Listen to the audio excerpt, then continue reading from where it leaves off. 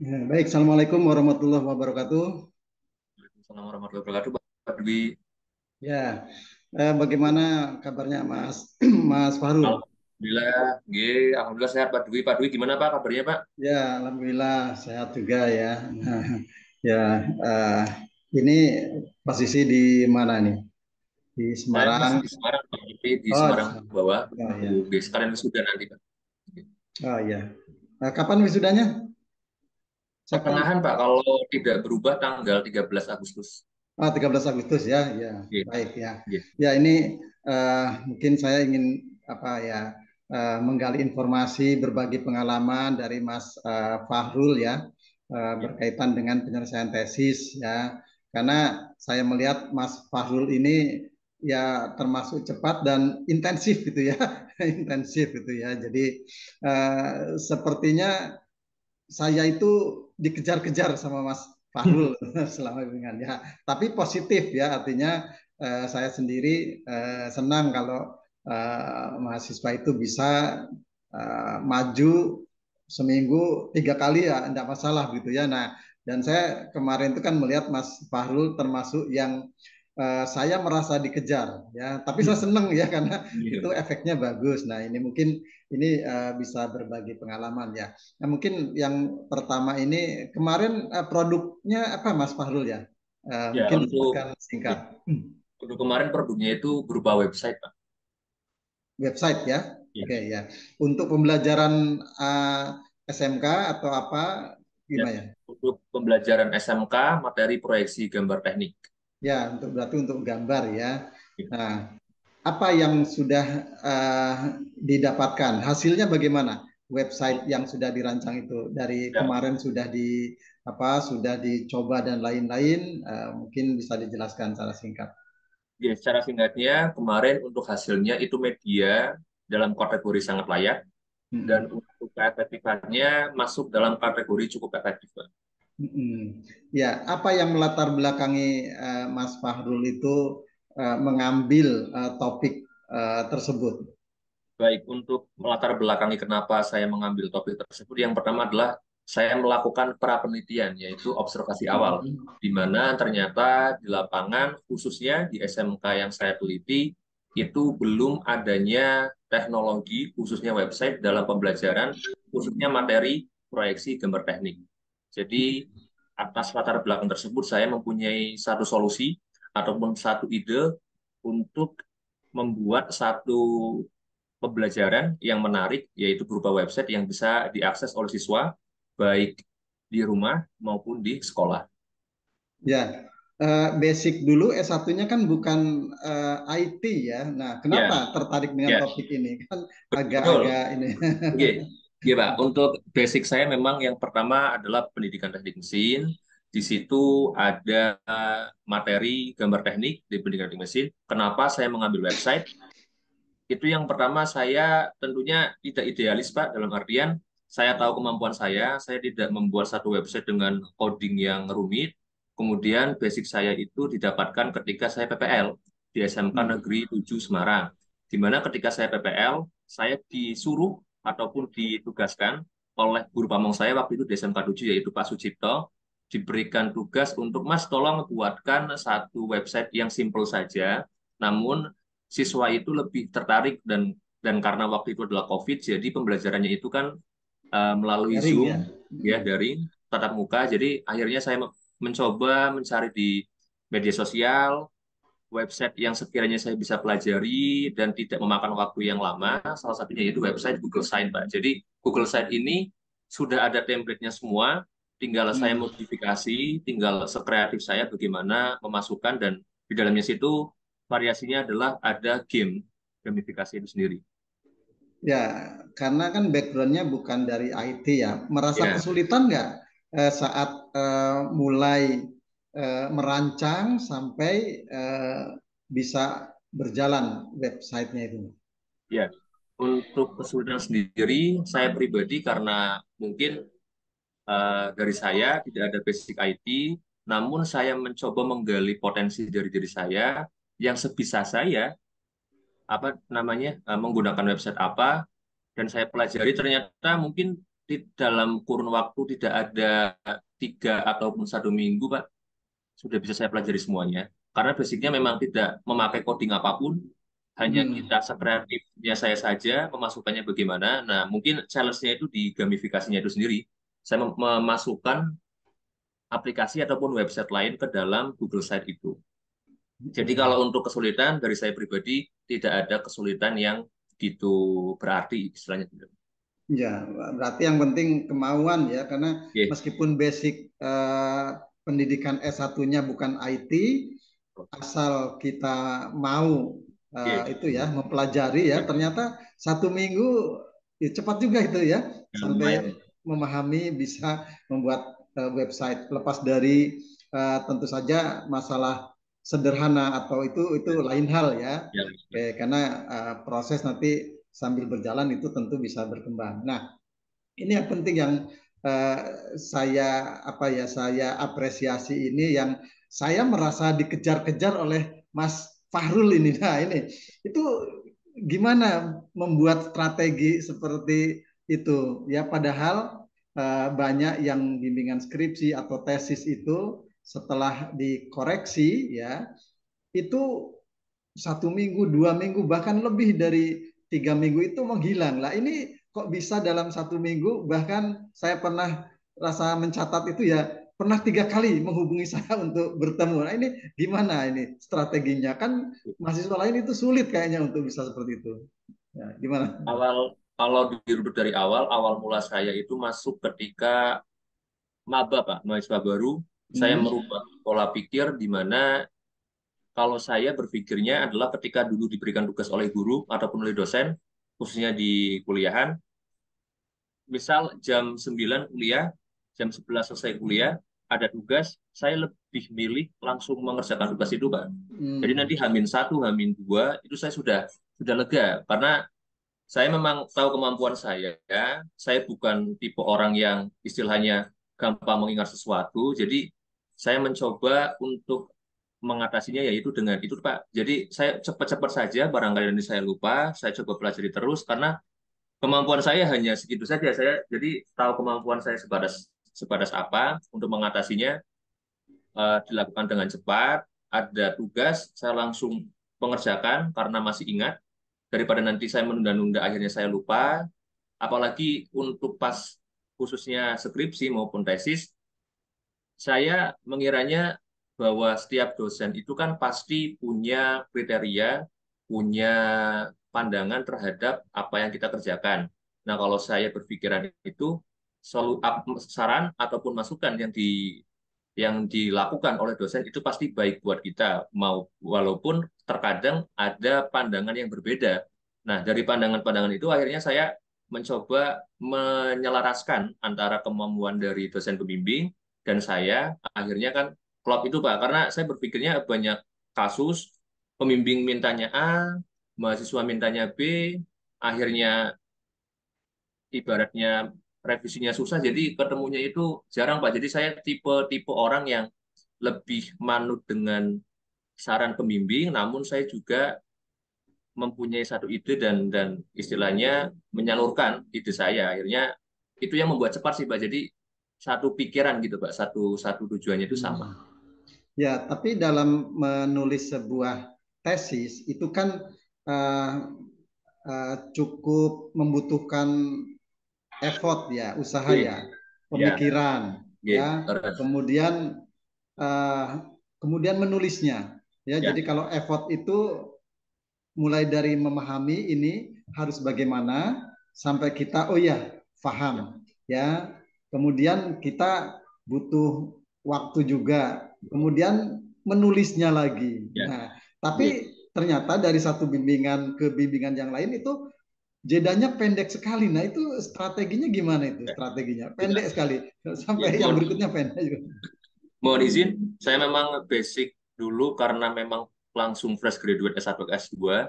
Jadi saya ibaratnya masih anget-angetnya lah, Pak. Masih Hmm. tahu bagaimana cara menulis skripsi bagaimana. Akhirnya saya menggunakan strategi itu dan memang saya dibantu dengan 2 tahun ketika saya berkuliah S2, saya itu sambilannya mengerjakan tugas tugas ibaratnya joki tugas gitu, Pak.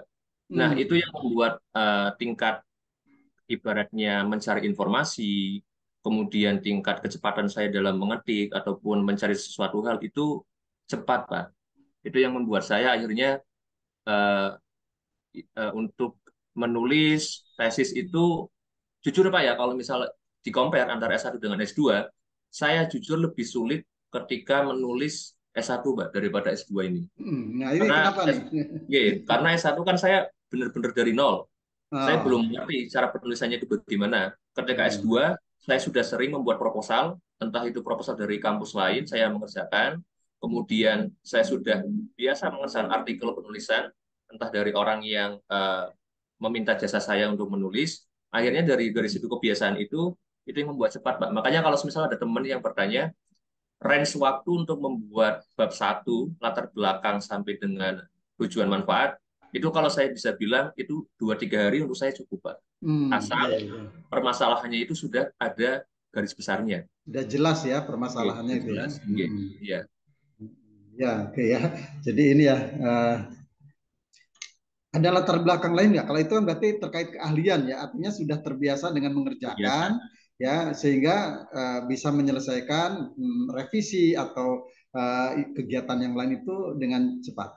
Ada latar belakang lainnya nggak? Kalau dikejar waktu kayaknya ya memang kalau mahasiswa seharusnya merasa dikejar waktu. Nah ini Ya, ada motivasi lain nggak ini? ya. Oh, Motivasi, iya Pak. Ngapunten saya setiap hari itu pasti jam 8 atau jam 9 pagi sudah membuka laptop Pak. Itu mengerjakan hmm, tugas-tugas entah makalah ataupun artikel jurnal dari univ lain untuk saya itu yang membuat membuat saya dan itu deadline-nya itu terkadang tidak manusiawi Pak. Kadang orang minta saya mendapatkan jasa itu jam 8 pagi, deadline-nya itu jam 12 siang. Itu hanya hmm, membuat jurnal atau artikel itu hanya kurang waktu 4-5 jam. Nah, hmm, saya kan istilahnya kan berpikir bagaimana caranya agar hasilnya juga on point, tidak mengecewakan customer, dan juga waktunya itu singkat. Nah, kalau hmm, artikel ataupun jurnal itu saya sering menggunakan studi pustaka. Jadi minimal saya 30 jurnal, saya sudah biasa menggunakan Scholar, saya sudah biasa menggunakan Scopus, Cimago dan lain-lain. Itu hmm, yang membuat membuat saya cepat dalam mengerjakan. Jadi kalau ditanya strategi lain mungkin karena kebiasaan saya start hmm. jam 8 jam 9 saya sudah membuka laptop sih, Pak. Ya, Oke. oke ya, oke ya. Ya, mungkin ada pesan buat teman-teman Oke. yang mengerjakan Ya. tesis yang mungkin banyak yang lambat atau yang mungkin kurang peduli dengan tesisnya gitu ya. Mungkin pesan-pesan yang sangat penting dan jitulah dari pengalaman Mas Fahrul kepada teman-teman ya. Ya, untuk pesan-pesan untuk teman-teman yang lain, kalau menurut saya pribadi adalah jangan kehilangan motivasi, karena motivasi sendiri itu memang seperti, bisa saya katakan itu seperti keimanan, Pak. Kadang naik, kadang turun. Nah, Hmm. untuk menjaganya itu yang susah. Makanya kalau misal sudah ibaratnya terlanjur nyemplung, ya harus kita tuntaskan juga.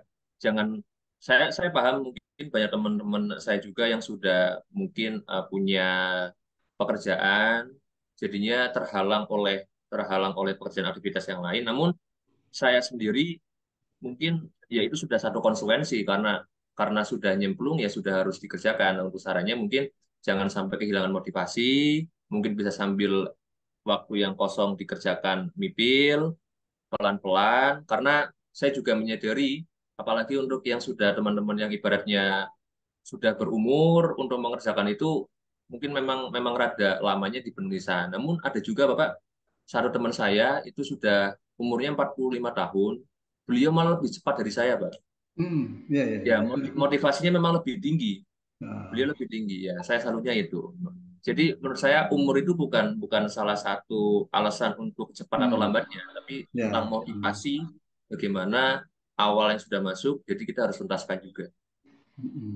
ya. Mungkin itu, Jadi Pak. yang pertama motivasi ya. Kita Ya, kembali ke ini ya motivasi. Jadi tujuan kita itu apa ya? Itu harus segera bisa kita selesaikan ya. Ya mungkin nih yang terakhir ya. Eh, Kesan eh, menyusun tesis, bimbingan selama menyusun tesis. Gimana kesan yang didapatkan dengan pembimbing? Nah ini, oke. Ini untuk apa ya, perbaikan saya, evaluasi saya atau apa yang mungkin ke depannya bisa lebih baik. Gitu. Terima kasih Pak untuk kesan dan pesannya. Di S2 ini memang privilege. Privilege-nya adalah kita dibebaskan untuk memilih pembimbing. Dan satu nama yang langsung saya teringat adalah Pak Dwi. Alasan kenapa Pak Dwi yang pertama, dulu pada materi media pembelajaran Pak waktu S1, saya banyak belajar dari Bapak bagaimana cara membuat hyperlink di PowerPoint. Itu poin pertama. Yang kedua, Bapak yang saya tahu adalah orangnya selalu standby di kampus. Hal ini yang membuat saya memilih Bapak karena pasti gampang ditemuin. Kemudian yang ketiga adalah track record.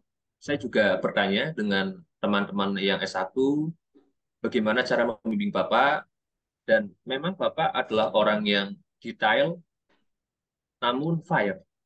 Jadi Bapak mintanya apa, banyak kekurangan sedikit, walaupun itu hanya sedikit, Bapak sangat detail, namun itu buat kebaikan kita. Jadi menurut saya, Bapak adalah salah satu pembimbing yang eh, baik dalam membimbing, dan saya malah yang mohon maaf Pak, apabila dalam saya sebagai anak bimbingan Bapak banyak ya, mungkin saya belum belum bisa mengimplementasikan Bapak inginnya apa, saya belum sempurna, malah malah saya yang minta maaf Pak.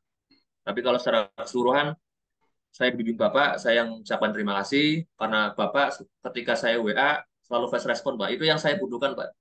Dari satu Ya. saya cari pembimbing yang fast respon karena menurut saya itu salah satu keunggulan ataupun keuntungan mahasiswa ketika menghadapi skripsi maupun tesis. Ya, Itu Pak. baik ya. Terima kasih Mas Fahrul ya. Mungkin kalau saya dianggap apa ya, ya enaklah begitu ya dari Oke. satu aspek barangkali ya. Ya, ya sebenarnya kan ini kan tugas kami juga ya. Jadi saya sebagai apa ya, sebagai dosen begitu kan pekerjaan setiap hari ya seharusnya standby di kampus ya. Standby di kampus dalam artian saya apa, wah berarti nggak laku di luar ya, bukan seperti itu ya. Saya memang kalau pas tidak ada aktivitas di luar atau ada tugas lain ya memang saya di kampus ya. Jadi ya, ya harapan saya memang begitu. Jadi mahasiswa bimbingan saya itu cepet gitu ya. Ya alhamdulillah bagi yang responsif mahasiswa itu ya memang cepet-cepet ya. Tapi ada juga mahasiswa yang sampai batas waktu studinya hampir habis ya. Ternyata meskipun saya membimbing ya ya tidak berefek juga ya. Berarti ini kembali kepada mahasiswanya masing-masing juga ya. Jadi ya Mas Farul ini salah satu mahasiswa dari banyak mahasiswa saya yang bisa cepat menyelesaikan tugas akhir atau tesis atau skripsi ya. Jadi saya sangat mengapresiasi dan saya senang ya, meskipun kadang ya terus terang saya kadang kok sudah maju lagi ya, kayaknya baru kemarin itu ya, ya kadang kaget gitu ya. Uh, tapi ya memang itu saya seneng ya, jadi terus terang jadi seneng. Hanya saya kalau misalkan pas oh saya pas nggak bisa ya paling saya janjikan besok ya, besoknya atau lusanya ya, kalau memang pas saya memang berada di kampus sebenarnya, tetapi di kampus ada aktivitas yang lain yang memang kayaknya kalau bimbingan kan harus butuh waktu paling cepat tuh setengah jam gitu ya. Jadi kalau waktunya tidak memungkinkan ya saya alihkan ke hari yang lainnya. Ya, ya baik Pak Mas Fahrul ya. Jadi saya mengucapkan terima kasih juga karena memilih saya sebagai salah satu pembimbingnya ya, dan ini bisa menjadi pembelajaran buat saya dan buat mahasiswa yang lainnya. Jadi nanti mungkin ini saya share ke teman-teman mahasiswa yang barangkali menulis tesisnya itu agak-agak lambat, sehingga bisa menjadi satu motivasi ya, satu strategi yang mungkin bisa digunakan dan seharusnya digunakan ya oleh mahasiswa supaya tesisnya cepat selesai ya. Ya mungkin sebelum saya akhiri ya, mungkin ada sesuatu yang ingin disampaikan kepada siapa, ucapan terima kasih bagi yang sangat berjasa yang support terhadap penyelesaian tesis ya, selain pembimbing ya. Kalau pembimbing itu tugas ya. Mungkin ada orang yang sangat spesial atau mensupport banget. Ada Untuk support sendiri pasti tentunya orang tua, Bapak. orang tua ya yang pertama ya. Iya. Tapi memang jujur jujur saya lagi Pak untuk mengerjakan tesis ini terus terang effortnya itu saya lebih ke yang skripsi Bapak daripada tesis. Karena iya karena yang skripsi itu benar-benar saya rancang bangun Pak. Jadi membuat satu bangunan desainnya menggunakan Inventor itu yang membuat cukup waktu lama. Sedangkan untuk yang tesis websitenya menurut saya tidak terlalu susah dan juga penyusunannya itu saya sudah terbiasa. Jadinya Ya. itu yang membuat bisa dikatakan dalam penyusunannya tidak terlalu ibaratnya Berat ya, usahanya tidak terlalu ya berat juga ya itu tidak ya. terlalu berat. Kendala di lapangan juga nggak ada ya pada saat kalau mungkin membangun websitenya karena sudah punya pengalaman sebelumnya tentu tidak menjadi kendala ya. Nah untuk pelaksanaan di lapangan ya komunikasi dengan sekolah guru tempat penelitian itu juga tidak ada kendala ya. Ada Alhamdulillah. tips khusus mungkin sehingga sekolah itu bisa mudah dalam tanda kutip ya Dalam tanda kutip digunakan. mudah karena sebelumnya saya selalu melakukan komunikasi pra penelitian Pak. Jadi tidak langsung Hmm. ujuk-ujuk ingin melakukan penelitian di tempat tersebut, tapi saya juga mengobservasi dulu. Akhirnya guru pun juga mengenal saya, guru pun juga percaya dengan apa yang saya buat. Hal itu yang membuat saya dalam tanda kutip dimudahkan dalam melakukan Ya. penelitian. Artinya komunikasi baik ya sehingga Iya. yang di lapangan, yang di sekolah juga percaya ini ya. Nah, Saya kata kuncinya juga tadi percaya sehingga uh, apa yang Mas Fahrul butuhkan itu difasilitasi ya dengan baik fasilitasi. ya. Ya baik. Saya kira itu ya cukup Mas Fahrul. Terima kasih sharing-sharing pengalamannya. Mungkin Pak. ini bisa jadi pembelajaran buat saya khususnya dan buat mahasiswa lainnya yang sedang menyelesaikan tesis ya. Ya demikian saya kira cukup. Terima kasih. Assalamualaikum warahmatullahi wabarakatuh. Waalaikumsalam warahmatullahi wabarakatuh. Matur nuwun Pak Dwi di atas waktunya. Sama-sama Mas Fahru. Terima kasih juga. Monggo bisa Iya. meninggalkan.